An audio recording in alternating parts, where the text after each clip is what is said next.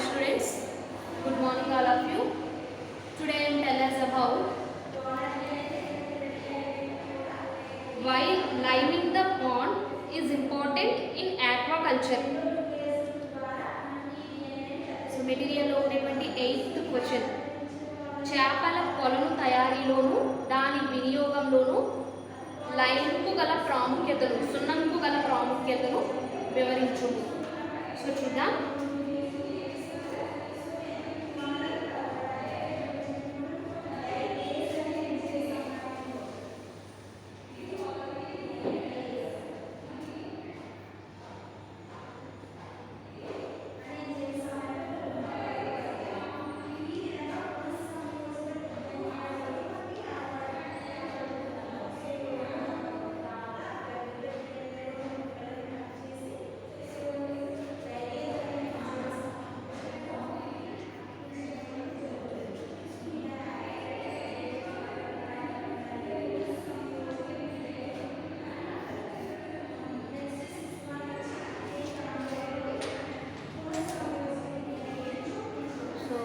Liming ఈరోజు క్లాస్లో lime గురించి డిస్కస్ చేసుకుందాం.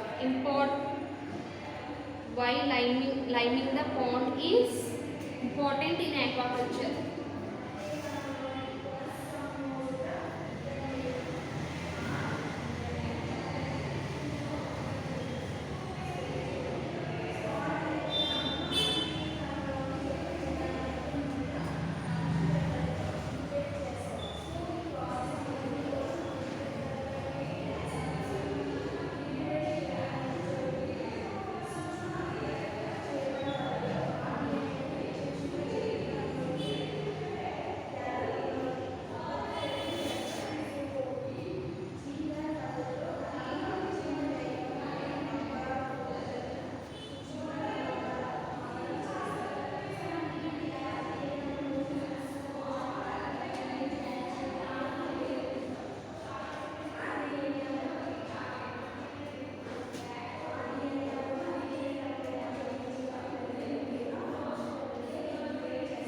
Liming. Why liming the pond is important in aquaculture?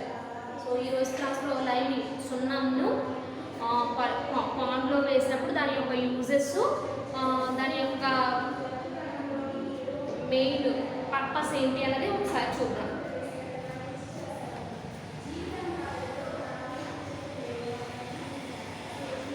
Ponds in aquaculture ponds are prepared and conditioned for fish prawn culture through various steps like dewatering or effectuation, drying, liming, filling with water, control of weed organism and for other physiochemical factors regulating the culture and growth of aquatic organism like fin fish or shell fish.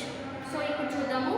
ఇప్పుడు ఒక పాండ్ని culture చేసి ఆ పాండ్లో ఫిషెస్ని కానీ ప్రాన్స్ని కానీ culture చేయాలి అనుకున్నప్పుడు, so types of పాండ్స్ని construction చేయాలి అనుకున్నప్పుడు, సో ఇవి చేసేటప్పుడు ముందుగా ఏంటంటే వాటర్ని ఏం చేయాలి అంటే కొన్ని స్టెప్స్ అనేవి ఫాలో అవ్వాలి.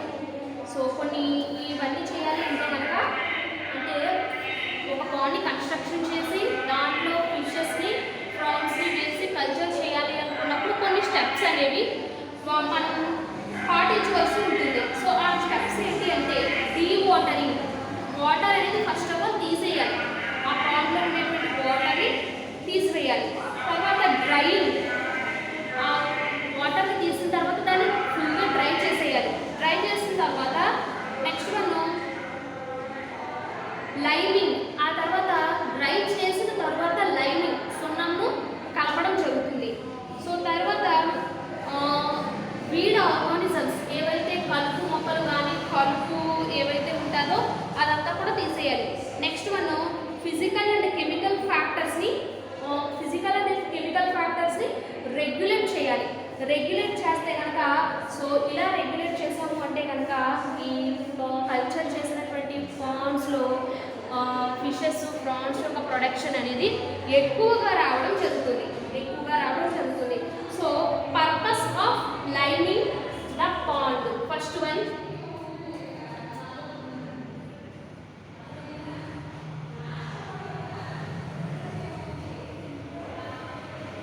Purpose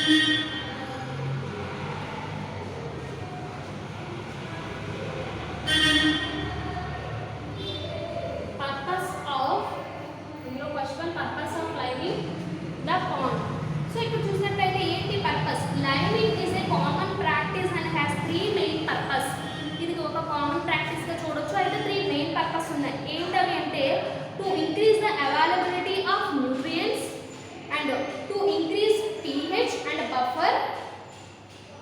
next one sterilise ponds prior to stocking. అంటే ఇక్కడ ఏమవుతుంది, ఈ సున్నం వేయడం ద్వారా ఏమవుతుంది అంటే కొన్ని కొన్ని కొన్ని చర్యలు అనేవి తీసుకోవడం జరుగుతుంది. అంటే ఏంటి, ఈ సున్నం వేయడంలో ఏంటంటే మేజర్గా 3 మెయిన్ పర్పస్ అనేవి ఉన్నాయి. ఏంటంటే నేలలో ఉండేటువంటి న్యూట్రియంట్స్, అవైలబిలిటీ ఆఫ్ న్యూట్రియంట్స్ని ఇంక్రీజ్ చేయడానికి, అదేవిధంగా ఇంక్రీజ్ pH, వాటర్ pH అనేది చూసుకుంటూ ఉండాలి. నెక్స్ట్ మన పాండ్ని స్టెరిలైజ్ చేస్తూ ఉండాలి.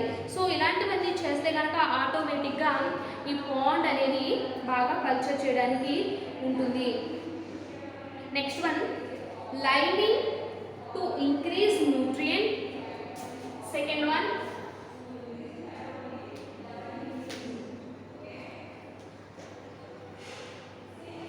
lining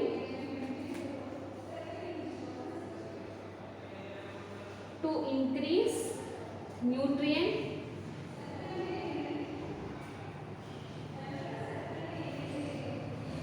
availability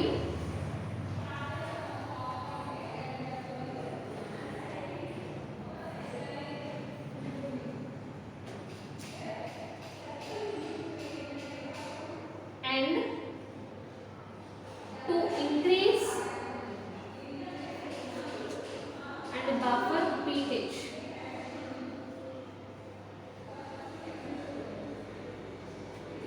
Buffer pH. So ఇక్కడ ఏమవుతుంది అంటే liming to increase nutrient availability and to increase and buffer pH. So సున్నంను చేర్చడం వలన పోషకాలు బఫర్ అని pH, బఫర్ pH అనేటువంటిది ఏర్పడుతుంది.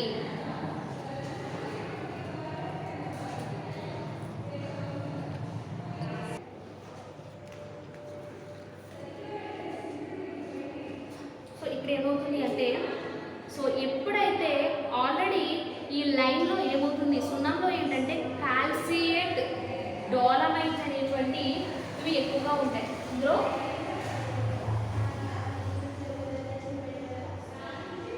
కాల్సైట్ అండ్ డోలమైట్ అనేటువంటి ఎసిడిక్ నేచర్ అనేటువంటిది ఎక్కువగా ఉంటుంది. సో ఎక్కువగా ఉండడం వల్ల దీన్ని ఈ ఎసిడిక్ కండిషన్ అనేటువంటిది నేలలో బాగా డెవలప్ అవ్వడం జరుగుతుంది. సో నెక్స్ట్ వన్ ఫాస్ఫరస్ అనేటువంటిది కలపడం ద్వారా, ఈ ఫాస్ఫరస్ అనేది వాటర్లో కలపడం వల్ల ఏమవుతుందంటే నీటి మొక్కలు, ఫైటోప్లాంక్టన్ అనేది ఎక్కువగా అక్కడ డెవలప్ అవుతుంది. అదేవిధంగా ఫాస్ఫరస్ అనేటువంటిది నీటిలో కలపడం ద్వారా pH అనేది పెరగడం జరుగుతుంది. అంటే ఇక్కడ సున్నం చేర్చడం వల్ల కొన్ని పోషకాలు, అదేవిధంగా బఫర్ pH అనేటువంటిది ఏర్పడుతుంది. అంటే pH యొక్క రేట్ అనేది ఇంక్రీజ్ అవ్వాలి అంటే ఫాస్ఫరస్ అనేది కలపడం వల్ల ఏమవుతుంది అంటే pH అనేది ఇంక్రీజ్ అవ్వడం జరుగుతుంది. అంటే pH యొక్క రేంజ్ ఎంత ఉండాలి అంటే సున్నం కలిపిన తర్వాత pH యొక్క range 1 to 14. Next one range 1 to 14 ఉండాలి. 6 నుంచి 9 లోపు ఉంటే కనుక 1 to 14 ఉండాలి మ్యాక్సిమం. 6 నుంచి 9 లోపు pH అనేది ఉంటే వాటర్లో ఉండేటువంటి ఫిషెస్కు, నెక్స్ట్ వాటర్లో ఉండేటువంటి ప్రాన్స్కు ఏ విధమైనటువంటి ప్రాబ్లమ్స్ అనేవి రాకుండా ఉంటాయి. నెక్స్ట్ వన్ ఈ యానిమల్స్ యొక్క next one carbon dioxide, next one plants యొక్క రెస్పిరేషను, నెక్స్ట్ యానిమల్స్ అంటే ఏంటి, జంతువుల వలన కానీ మొక్కల వలన కానీ ఈ మొక్కల ద్వారా రెస్పిరేషన్ జరిగి కార్బన్ డైఆక్సైడ్ అనేది రిలీజ్ అవుతుంది. ఇవన్నీ కూడా ఏంటంటే వాటర్కి ఇవన్నీ కూడా ఏంటంటే ఎసిడిక్ నేచర్ని కలుగు చేస్తాయి. యాక్ట్స్ ఇన్ వాటర్, యాసిడ్ ఉండేటట్టుగా చేస్తాయి. అందువలన నైట్ pH అనేది తగ్గిపోవడం జరుగుతుంది. సో నైట్ టైం pH అనేది తగ్గిపోతుంది. ఎందుకు? అక్కడ రెస్పిరేషన్ అనేది నైట్ టైం జరుగుతుంది కాబట్టి pH అనేది తగ్గిపోతుంది. నెక్స్ట్ మనం ఈ పాండ్లో ఫ్రెష్ వాటర్ పాండ్లో ఏంటంటే ఈ ఫాస్ఫరస్ అనేటువంటిది మేజర్ ఎలిమెంట్ అని చెప్పొచ్చు. ఫాస్ఫరస్ అనేది న్యూట్రియంట్, అంటే ఇది చాలా న్యూట్రియంట్ అని చెప్పుకోవచ్చు. ఎందుకంటే ఈ ఫాస్ఫరస్ సున్నంలో కలపడం వలన, అంటే ఈ లైమ్కి ఫాస్ఫరస్ మిక్స్ చేయడం వల్ల ఏమవుతుంది అంటే ఫాస్ఫరస్ యొక్క పెరుగుదల ఎక్కువై ఆర్గానిక్ మెటీరియల్స్తో పాటుగా నెక్స్ట్ మైక్రో ఆర్గానిజమ్స్ యొక్క గ్రోత్ అనేది కూడా బాగా ఎక్కువ అవుతుంది. ఎక్కువ అవడం వల్ల సూక్ష్మజీవుల ప్రమేయం అనేది నీటి అడుగు భాగంలో బాటమ్ ఆఫ్ వాటర్లో మైక్రో ఆర్గానిజమ్స్ అనేవి బాగా ఉంటాయి కాబట్టి ఉండేటువంటి మైక్రో ఆర్గానిజమ్స్ కిల్ అవ్వడం జరుగుతుంది. Next one identifying liming needs. Identifying liming needs.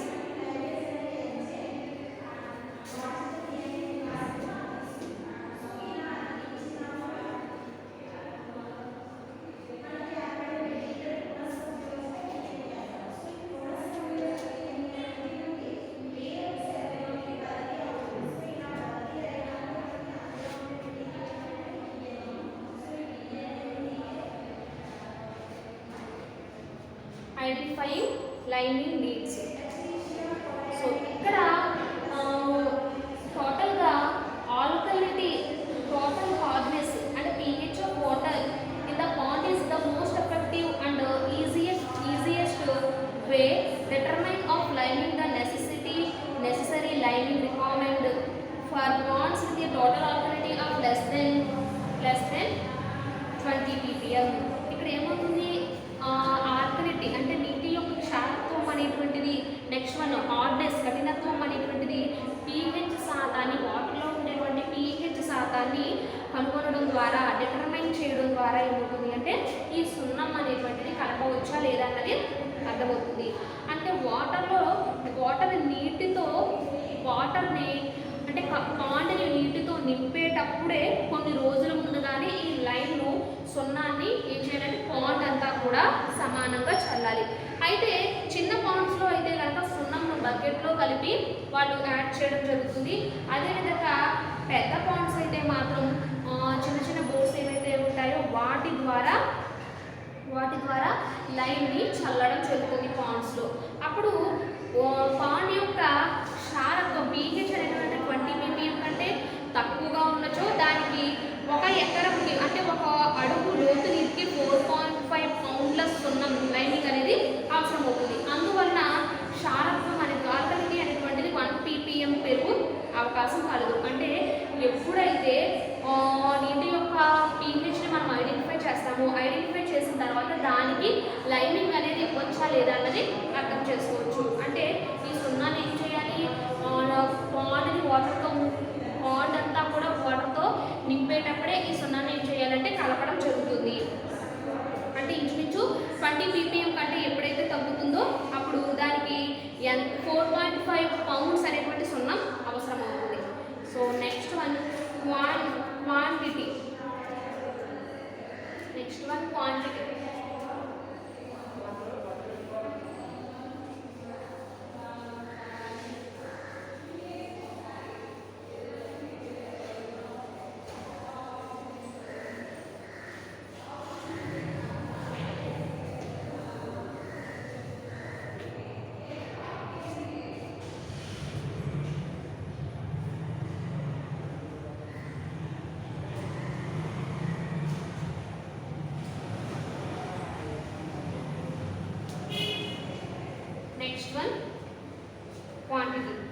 So ఇక్కడ నార్మల్ కండిషన్స్లో ఒక ఎకరానికి వాటర్లో 1 నుంచి 2 టన్నుల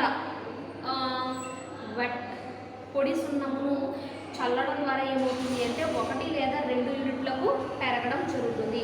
అంటే pH శాతాన్ని వాళ్ళు ఐడెంటిఫై చేసి సో ఆ పాండ్ యొక్క మట్టిని కూడా టెస్ట్ చేస్తారు. ఫస్ట్ ఏంటి pH శాతాన్ని, వాటర్ pH లెవెల్ని అబ్జర్వ్ చేస్తారు. తర్వాత సాయిల్లోని వాళ్ళు టెస్ట్ చేయడం జరుగుతుంది. పాండ్లో ఉండేటువంటి సాయిల్ని టెస్ట్ చేసి దానికి తగినట్టుగా వాళ్ళు సున్నాన్ని ఈ పాండ్లో వేయడం జరుగుతుంది.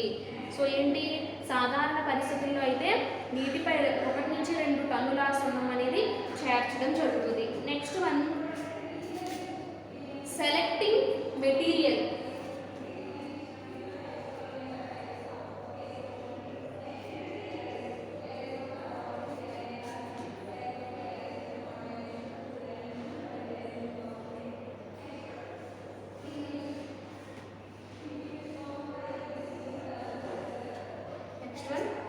Selecting material. So selecting material, so సున్నంను సెలెక్ట్ చేసుకుంటా. మార్కెట్లో ఏంటంటే ఈ పొడి సున్నం ఏదైతే ఉంటుందో అది మార్కెట్లో దొరుకుతుంది. Small bags of lime are available in the market. Small బ్యాగ్స్లో ఈ లైమింగ్ అనేది దొరకడం మార్కెట్లో దొరుకుతుంది. అయితే for observe ponds limestone can be delivered to the pond side by the truck load. Next one ఇక్కడ ఏం చెప్తుంది అంటే దానిని ఈ బస్తాల్లో లభ్యమయ్యేటువంటి స్మాల్ బ్యాగ్స్లో లభ్యమయ్యేటువంటి ఈ లైన్ ఏం చేస్తారంటే దానిని చిన్న కొలనులకు అంటే చిన్న పాండ్ స్కేల్లో ఉపయోగించడం జరుగుతుంది. ఒకవేళ అంతకన్నా పెద్దవి ఏదైనా లార్జ్ పాండ్స్ ఉంటే కనుక వాటిని ట్రక్స్లో కానీ లేదా టన్నుల్లో కానీ వేయడం జరుగుతుంది. అంటే సున్నంలో ఉండేటువంటి రేణువుల పరిమాణాన్ని బట్టి అది కరిగే సమయం అనేది ఉండడం ఉంటుంది. So next one, timing of application.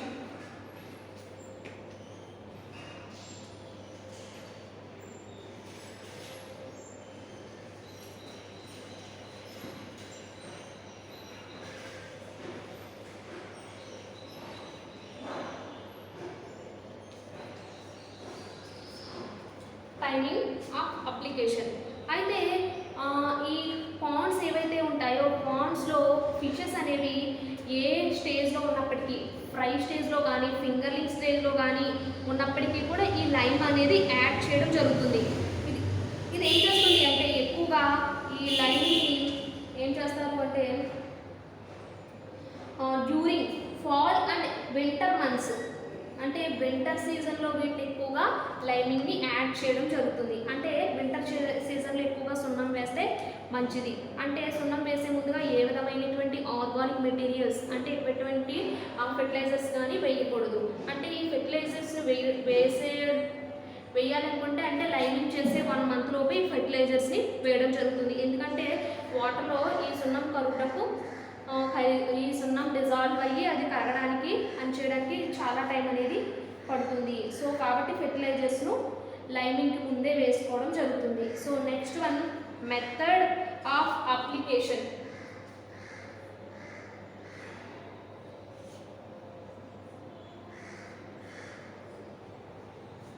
Method of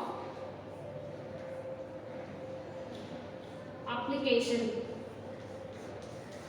method of application. So ఇక్కడ పాండ్లో వాటర్ని చేర్చే ముందే ఏంటంటే 1 month ముందే ఫస్ట్ డ్రై చేయాలి. సో ఎండబెట్టిన తర్వాత ఆ తర్వాత ఈ లైమ్ అనేటువంటిది సాయిల్లో మిక్స్ అయిపోయేటట్టుగా ఉంచితే కనుక మనకి మంచి రిజల్ట్ అనేది వస్తుంది. అయితే స్మాల్ పాండ్స్లో చూసినట్లయితే తగిన సున్నాన్ని ఒక బకెట్లో కలుపుతారు. అంటే దానికి కావాల్సిన క్వాంటిటీలో ఒక బకెట్లో తీసుకుని తర్వాత వాటిని నీటిలోకి పాండ్లోకి వాటిని మిక్స్ చేయడం జరుగుతుంది. అదేవిధంగా పెద్దదైతే కనుక పెద్ద బ్యాగ్స్లో తీసుకుని వాటిని మిక్స్ చేయడం జరుగుతుంది. So next one, liming frequency.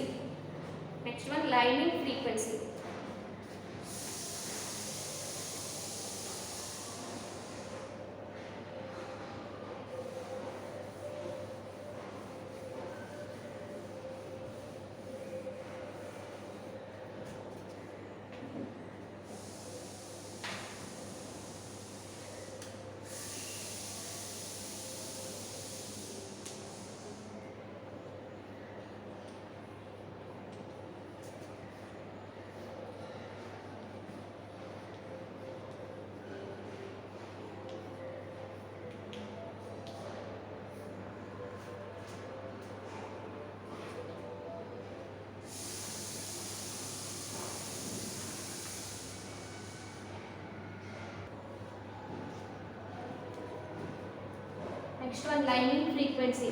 అయితే ఇక్కడ ఈ వాటర్ అనేటువంటిది ఏ సిచ్యువేషన్లో ఉన్నప్పటికీ కూడా అది ఏమవుతుంది అంటే వాటర్ అనేది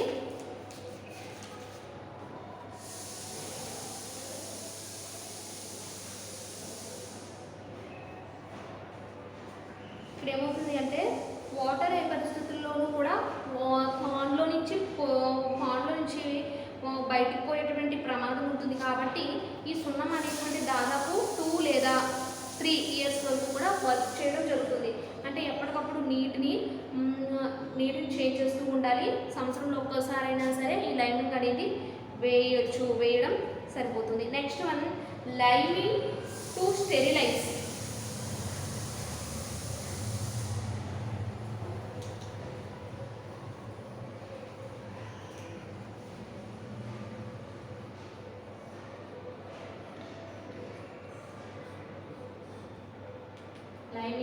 లైమింగ్ టు స్టెరిలైజ్. సో ఇక్కడ హైడ్రేటెడ్ లైమ్, ఇందులో ఎక్కువగా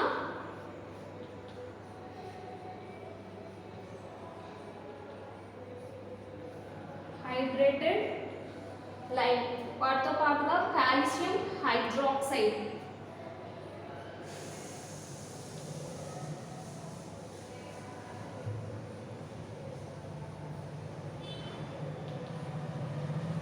హైడ్రేటెడ్ లైమ్, కాల్షియం హైడ్రాక్సైడ్ అనేటువంటి వీటిని ఎక్కువగా వాటర్కి వాడవలసి ఉంటుంది అనమాట. అంటే ఇదేంటి వాటర్ యొక్క హార్డ్నెస్ని ఇది పెంచుతూ వాటర్ యొక్క పీహెచ్ను కూడా పెంచుతూ ఉంటుంది. అయితే దీన్ని యూజ్ చేయడం యొక్క మెయిన్ పర్పస్ ఏంటి అంటే ఇది ఏం చేస్తుంది, increase the total alkalinity and the hydroxide component its primary effect to raise the pH of mud and water quickly and dramatically. అయితే వాటర్ యొక్క పీహెచ్ అనేది తొందరగా పెరగడానికి, నెక్స్ట్ మనం alkalinity increase the total alkalinity అంటే దాని యొక్క క్షారత్వం కూడా పెరగడానికి ఈ లైమింగ్ని స్టెరిలైజ్ చేయడం జరుగుతుంది. So points of consideration.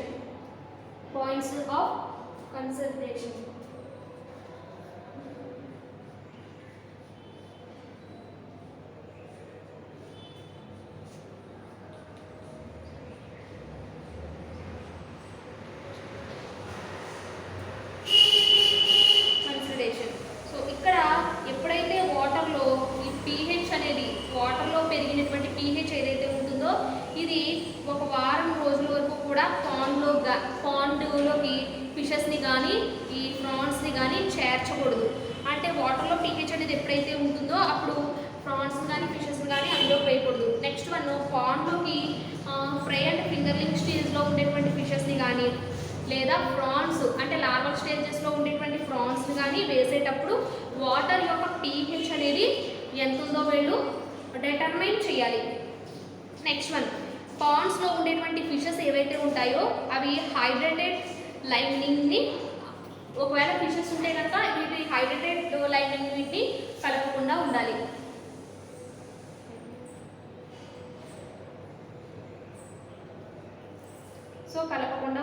So ఈ విధంగా చేసినప్పుడు మాత్రమే అది ఇంక్రీజ్ అంటే ప్రొడక్షన్ అనేది ఇంక్రీజ్ అవుతుంది. అంటే ఇక్కడ సాయిల్ యొక్క పీహెచ్ని బట్టి లైమింగ్ యొక్క క్వాలిటీని బట్టి వీళ్ళు చూసుకుంటూ ఉండాలి. అంటే the use of hydrated lime is recommended when there is any concern of carrying disease. అంటే ఎటువంటి డిసీజెస్ రాకుండా ఉంటాయన్నమాట. ఇలా లైమింగ్ వేస్తే ఆటోమేటిక్గా ఎటువంటి డిసీజెస్ అనేవి రాకుండా ఉంటాయి.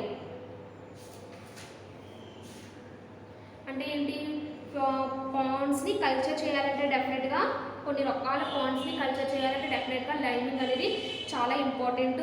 ఇక్కడ ఏమవుతుంది అంటే ఫస్ట్ నీటిని తీసివేయడం, తర్వాత డ్రైయింగ్ చేయడం, తర్వాత లైమింగ్ కలపడం అంటే వాటర్ కలపడం, తర్వాత దాని యొక్క ఫిజికల్ అండ్ ఫ్యాక్టర్స్ని కెమికల్ ఫ్యాక్టర్స్ని వీళ్ళు అబ్జర్వ్ చేస్తూ ఉండాలి. అంటే ఏ పాండ్కైనా సరే లైమింగ్ అనేది వేయడం అనేటువంటిది ప్రైమరీ రియాక్షన్ అనమాట. అంటే పోషకాలను పెంచడానికి, వాటర్లో ఉండేటువంటి పోషకాలను పెంచడానికి, వాటర్ యొక్క పీహెచ్ని ఇంక్రీజ్ చేయడానికి, నెక్స్ట్ స్టెరిలైజ్ చేయడానికి కూడా ఇది ఇంపార్టెంట్ అని చెప్పుకోవచ్చు.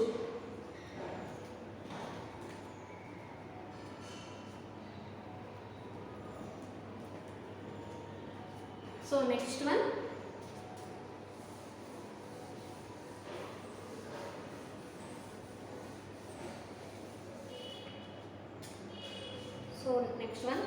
సో టోటల్గా ఈరోజు క్లాస్లో లైనింగ్ గురించి నేర్చుకున్నాము. సో క్వశ్చన్ ఎలా అడగచ్చు అంటే why liming the pond is important in aquaculture అని చెప్పొచ్చు, లేకపోతే describe the sequence of steps to be followed in liming the pond and write its significance, లేదా liming the aquaculture pond plays a significant role in the productivity of the pond, ఇలాగైనా కూడా అడగవచ్చు. So ఇక్కడ మీరు ఈ side headings అని purpose of liming the pond, liming to increase the nutrient availability and to increase and buffer pH, identifying climbing needs, quantity, selecting material, timing of application, method of application, lining frequency, lining to sterilize, points of consideration. So ఇవన్నీ కూడా మీరు డెఫినెట్గా రాయవలసి ఉంటుంది. Lining ఇది డెఫినెట్గా షార్ట్కి ఇచ్చేటువంటి question, షార్ట్కి ఇవ్వడం జరుగుతుంది.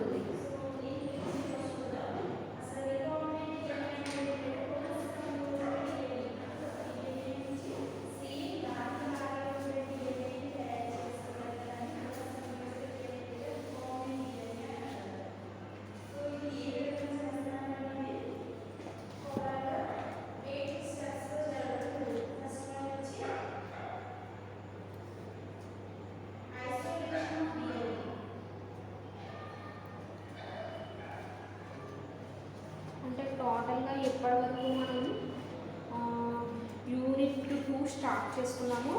యూనిట్ 2కి వచ్చేసరికి యూనిట్ 1లో 7 వీడియోస్ పెట్టుకున్నాం. యూనిట్ 2 వచ్చేసరికి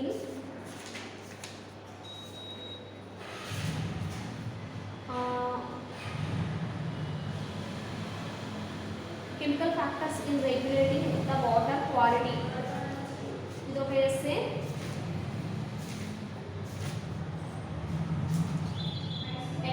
Various reasons for the depletion of oxygen in a culture pond, ISA కలిపి. Next one oxygen deficiency can be faced in culture ponds, అంటే ఏరేషన్ గురించి డిఫరెంట్ టైప్స్ ఆఫ్ ఎరేటర్స్ గురించి చెప్పుకున్నాం కదా. ఈ క్వశ్చన్ వాటర్ క్వాలిటీ అదే depletion of oxygen, ఈ రెండు కలిపి డెఫినెట్గా ఇచ్చేటువంటి క్వశ్చన్. సో ఇవన్నీ లాస్ట్ క్లాస్లో డిస్కస్ చేసుకున్నాం. ఈరోజు క్లాస్లో లైనింగ్ ఇది మనకి షార్ట్కి ఇవ్వడం జరుగుతుంది, షార్ట్కి ఇది ఇవ్వడం జరుగుతుంది. సో నెక్స్ట్ క్లాస్లో నెక్స్ట్ టాపిక్ గురించి డిస్కస్ చేసుకుందాం.